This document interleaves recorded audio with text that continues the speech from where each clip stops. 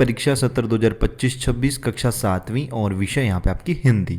तो जो class 7th वाले स्टूडेंट्स हैं उनके लिए ये वीडियो रहेगी। इस वीडियो में क्लास 7th के लिए जो आपका सब्जेक्ट हिंदी है, पेयर फ्रेंड विषय हिंदी, इसके लिए जो क्वेश्चन आंसर है उनका सॉल्यूशन अपन यहाँ पे कवर करेंगे। ठीक है, देखो समय जो है एग्जाम में वो आपको 3 घंटे का मिलता है। पूर्णांक आपका 80 अंक 80 अंक रहता है। अनुक्रमांक अंकों में लिखने होते हैं इधर इधर शब्दों में। यहाँ पे आपको अपना नाम, शाला का नाम, हस्ताक्षर निरीक्षक ये जांच करता है, ये तो आपको खाली छोड़ने होते हैं। ठीक है, तो आप लोग जो है इनको तो आसानी से भर सकते हो। चैनल पे पहली बार आए तो चैनल को जरूर सब्सक्राइब कर लेना। एग्जाम से पहले कंप्लीट वीडियो देख के जाना। और देखो आपका टाइम टेबल जो है ना सभी स्टूडेंट्स का अलग अलग है, क्योंकि जिले वाइज क्वेश्चन पेपर होते हैं तो अलग अलग जिलों में अलग अलग टाइम टेबल है। ठीक है, तो आप लोग जो है यहाँ पे कंप्लीट वीडियो आपको एग्जाम से पहले देख के जानी है। ठीक है, देखो क्वेश्चनों की अपन बात करते हैं। और प्यारे फ्रेंड, चैनल को सब्सक्राइब नहीं किया तो यार चैनल को सब्सक्राइब करके रखना। ऑल सब्जेक्ट्स के क्वेश्चन आंसर आपको यहाँ पे प्रोवाइड करवाए जाते हैं। देखो वस्तुनिष्ठ प्रश्न, सही विकल्प अपने को लिखने। प्रश्न पहला है, मोहन किसका बेटा था? तो मोहन जो था प्यारे फ्रेंड वो किसका बेटा था? ठीक है, तो इसका उत्तर यहाँ पे लिखना है। तो आपने चैप्टर पढ़ा होगा अच्छे से। ठीक है, अगर आपने वार्षिक परीक्षा की तैयारी अच्छे से की है तो आपको पता होना चाहिए मोहन किसका बेटा था। तो जल्दी से कमेंट बॉक्स में बताइए इसका आंसर क्या होगा। मोहन किसका बेटा था? ठीक है, आनंद शब्द का पर्यायवाची शब्द, तो आनंद शब्द का देखो हर्ष भी होता है एक तो। ठीक है, हर्ष, खुशी, उल्लास। ठीक है, खुशी भी आप इसमें लिख सकते हो। ठीक है, आनंद हो रहा है मतलब खुशी हो रही है, तो ये आपको इनके पर्यायवाची लिखने।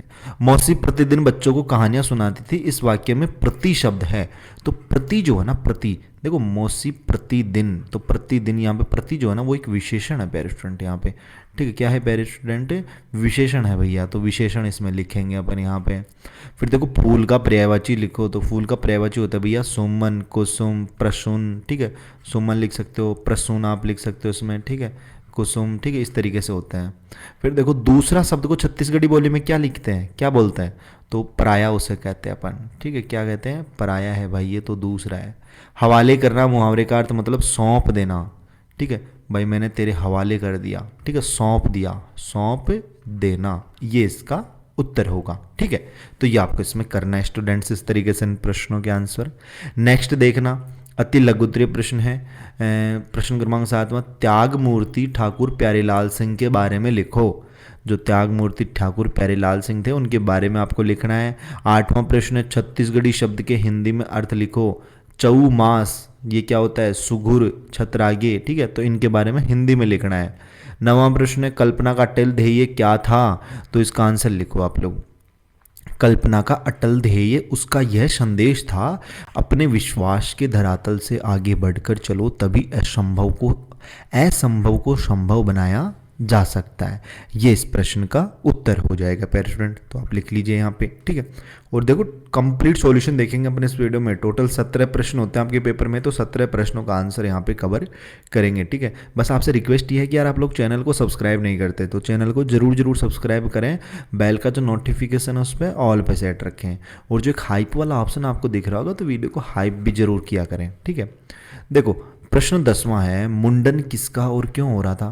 तो देखो मुंडन जो था वो तेनाली का हो रहा था, क्योंकि तेनाली शतरंज के खेल में राजा से पिट जाते हैं, इसलिए उसका मुंडन हो रहा था भैया। 11वां प्रश्न देखते हैं, कुतुबनुमा की सुई हमें क्या सीख देती है? तो कुतुबनुमा की सुई हमें एक दिशा और एक लक्ष्य में केंद्रित होने की सीख देती है। ये इस प्रश्न का उत्तर हो जाएगा। 12वां प्रश्न देखना, भावार्थ लिखिए कि पाहन हो तो वही गिरी को जो धरियो कर छत्र पुरंदन कारण, जो खग हो तो बसेरो करो मिली कालिंदी कुल कदम की डारन। इसका उत्तर आप लिख लीजिए। सबसे पहले संदर्भ लिखेंगे कि प्रस्तुत पंक्तियां हमारी पाठ्य पुस्तक भारती के काव्य माधुरी नामक पाठ से ली गई है। इसके कवि श्री रस खान जी हैं। और वीडियो की क्वालिटी जो है ना उसको 480 कर लीजिए। ठीक है, 480 कर लीजिए ताकि आपको क्लियर यहाँ पे दिखे। ठीक है, पेन भी चलना बंद कर देता। ठीक है, 480p कर लीजिए ताकि आपको क्लियर दिखे। देखो आगे लिखो, प्रसंग लिखेंगे अब कि कवि ने गोकुल की धरती पर ही फिर से जन्म लेने की इच्छा प्रकट की है।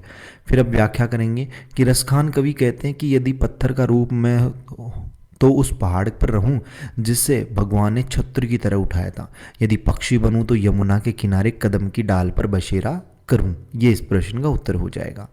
अगला प्रश्न देखना, 13वां प्रश्न, नीचे कुछ संज्ञाएं दी गई हैं आपको। ठीक है, आपको क्या करना है, इनसे विशेषण बनाना है, जैसे शिक्षा, अपमान, दोष, ढोंग, क्रोध, ज्ञान। ठीक है, तो देखो इस क्वेश्चन का आंसर क्या करोगे आप लोग। शिक्षा यानी शिक्षण, अपमान यानी अपमानित, ढोंग यानी आडंबर, ज्ञान मतलब ज्ञानी, दोष का दोषपूर्ण, क्रोध का क्रुद्ध, ये इनके विशेषण हो जाएंगे भैया। देखो 14वां प्रश्न अपन देखते हैं। अपने प्रधान पाठक को 3 दिन की छुट्टी के लिए आवेदन पत्र लिखो। प्रति श्रीमान प्रधान पाठक, पूर्व माध्यमिक शाला कोरबा, विषय अवकाश हेतु आवेदन पत्र। महोदय, विनम्र निवेदन है कि कल से मुझे तेज बुखार आ रहा है जिसके कारण मैं शाला आने में असमर्थ होता है। मुझसे आपसे निवेदन है कि मुझे दिनांक 16, यहाँ पे आप लोग जो है ना अपनी वो लगाना, कौन सी डेट, एग्जाम की डेट, ठीक है, 3 दिन तक अवकाश, दिन का अवकाश देने की कृपा करें। धन्यवाद, आपका आज्ञाकारी शिष्य, कक्षा 7। अगर आप छात्रा हैं तो आज्ञाकारी शिष्या, ठीक है। यहाँ पे अगर लड़के हैं तो शिष्य, लड़की हैं तो शिष्या, इस तरीके से ये ध्यान रखना आपको। देखो दीर्घ उत्तरीय प्रश्न 15वां प्रश्न क्या बोल रहा है कि निम्न शब्दों के दो दो पर्यायवाची लिखे। आकाश, पानी, सूर्य, पवन और बेटा। तो देखो आकाश के 2 पर्यायवाची हो जाएंगे नभ और क्षितिज, पानी के हो जाएंगे नीर और जल, सूर्य के हो जाएंगे रवि और दिनकर, पवन का हो जाएगा समीर और हवा, बेटा का हो जाएगा तन्य और पूत, ठीक है, ये हो जाएंगे। 16वां प्रश्न देखना, काले लिखाए शब्द मन के हिंदी के में अर्थ लिखाओ। अब होकर उल्टा शब्द लिखाओ। मितानी खुश, चतुरा, बिसाना, तीर। और इसके अथवा में दे रखा कि मंजूर सही कहूँ तुम्हार मितान कोनो मुसीबत में फंस जाई तो तुम मन ओला उबारे बर का उदिम करो, सोच के लिखाओ। तो इसका आंसर आप लिखो, हमन अपन मितान ले उबारे बर केछुआ असन कुछ न कुछ उदिम जरूर करबो, जेकर ले हमर मितान मुसीबत उबर जाही। ठीक है, हम अपने मित्र को बचाने के लिए कछुए के जैसे कुछ न कुछ उपाय जरूर करेंगे जिससे हमारे मित्र मुसीबत से बच जाएं। ठीक है, अगला देखना 17वां प्रश्न, लास्ट एंड फाइनल क्वेश्चन है आपका। ठीक है, लास्ट एंड फाइनल क्वेश्चन। उससे पहले अगर आप लोगों ने यार अभी तक अपने चैनल को सब्सक्राइब नहीं किया है तो चैनल को जरूर सब्सक्राइब करें, मैंने हर वीडियो में बोला है।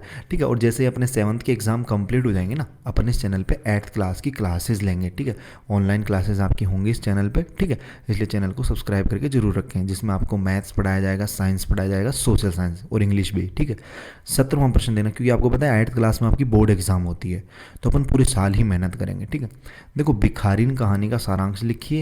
ठीक है, और इसका तो हम दे रखा अपनी शाला के मुस्कान पुस्तकालय से पढ़ी हुई कोई एक कहानी लिखिए। तो देखो जो भिखारिन कहानी है ना, उसका सारांश कि एक अंधी भिखारिन मंदिर के सामने रोज भीख मांगा करती और बदले में सबको दुआएं देती।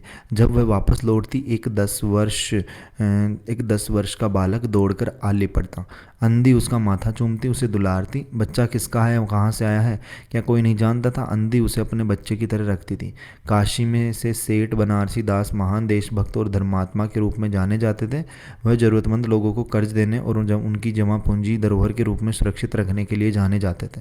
अंधे भिखारी ने भिक्षा से प्राप्त बचे हुए रुपए सेठ जी के पास जमा कर दिए थे। लगभग 2 वर्ष बाद अंधी का बच्चा बीमार पड़ गया। अंधी सेठ जी के पास पैसे के लिए गई, परंतु काफ़ी निवेदन के बाद सेठ जी बनारसी दास ने पैसे देने से इनकार कर दिया और उसे बाहर निकाल दिया। वह सेठ जी को आशीर्वाद देती हुई वापस आ गई। बालक का स्वास्थ्य बिगड़ता जा रहा था। ठीक है, दूसरे दिन बालक को गोद में लेकर पुनः सेठ जी के पास गई। उसने प्रण कर लिया था कि जब तक पैसे नहीं मिलेंगे वह नहीं टूटेगी।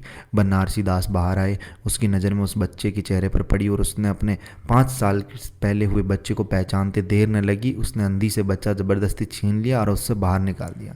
सेठ जी ने अपने बच्चे का उपचार कराया। जैसे ही बालक होश में आया, अपनी माँ भिखारिन को पुकारता इधर उधर देखने का प्रयास किया। माँ के ना मिलने से वह फिर से बीमार पड़ गया। हार कर सेठ जी ने भिखारिन को बुलाया, तब कहीं जाकर बालक स्वस्थ हुआ। भिखारिन जब वापस लौटना चाहिए तो पश्चाताप करते हुए सेठ बनारसी दास ने उसे उनके हाथों में रुपए की थैली जो है लौटाना चाहा। भिखारी ने यह कहते हुए मना कर दिया कि यह रुपए तो उसी बालक की जमा किए थे। इस प्रकार की एक अनमोल उपहार सेठ जी ने बनारसी दास को दी। ठीक है, तो ये जो है ना, आप लोग इस प्रश्न का आंसर कर सकते हो। तो उम्मीद करता हूँ किसी प्रश्न में कोई डाउट नहीं रहना चाहिए। फिर भी अगर कोई डाउट है, कुछ भी आपको पूछना हो तो आप लोग कमेंट बॉक्स में पूछ सकते हैं। ठीक है, और अपने दोस्तों के साथ इस वीडियो को ज़्यादा से ज़्यादा आपको शेयर करना है। और भी वीडियोज़ आएंगी हिंदी की, क्योंकि आपको पता है कि आपके जिले वाइज क्वेश्चन पेपर होते हैं, इसलिए अलग अलग जिलों में अलग अलग आते हैं, तो आपको जो है ना 1-2 वीडियो और मिल जाएंगे। ठीक है, बस आप लोग चैनल को सब्सक्राइब करके रखना और अपनी पढ़ाई को जो है ना वो जारी रखना निरंतर, और बेल का जो नोटिफिकेशन उस पर ऑल भी सेट करना। और एक हाइप वाला ऑप्शन दिख रहा होगा, हाइप करना बिल्कुल भी ना भूलें। बाकी मिलते हैं अपन जल्दी नेक्स्ट